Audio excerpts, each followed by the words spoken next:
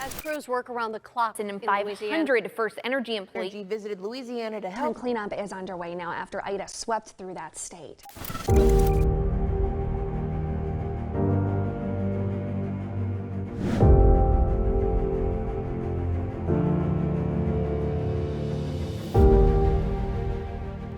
The commute ended up taking us 2 or 3 days, and that was just to get to where we were finally going.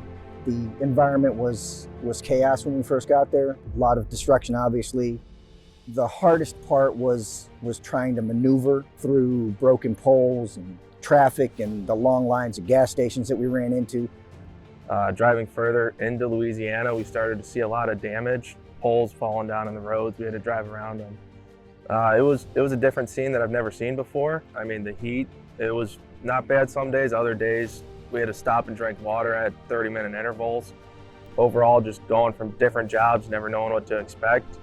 It was something to get used to. I've seen a decent amount, and this is by far probably the worst overall devastation that I've witnessed in my time here. There was substantial flooding, and there was times you can literally look off the side of the road and see alligators just wandering through the water, and it makes you really watch your step when you're out there working. There were some towns that were absolutely devastated. I wasn't sure that in a month's time or even 2 months' time that the whole city could be rebuilt. We were gone for 16 days. Meanwhile, my family was at home. My wife who worked at the call center. I was taking calls from the same storm.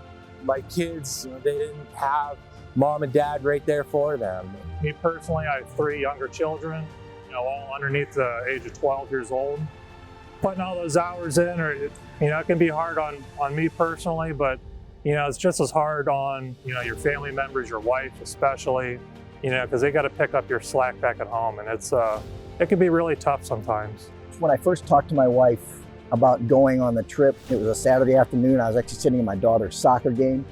It was hard because now she's got to transport the kids everywhere. She's got to, she's without me, but it's what we do. It's the sacrifices that everybody's got to make from the top to the bottom in the family. So everybody understood.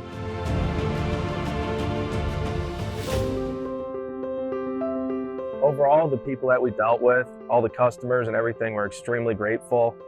They would stop us on the side of the road, pull up with a van, and force us to take stuff from them to show their gratitude. It was unreal. They were constantly on us, making sure we had everything we needed. They offered us water, and these are people who didn't have power for 2 weeks, and that really brought the whole situation home for us. They appreciate it, when you show up to help, put their lives back to normal, because for a lot of them, they're going to be going through turmoil for quite a while. A group of families got together and grilled and cooked out and made us a big spread, this meal. It was fantastic. It made me feel grateful. It made me feel humble because they still didn't have electricity yet, and we were being given everything basically that they had at that time as a thank you, and it was awesome.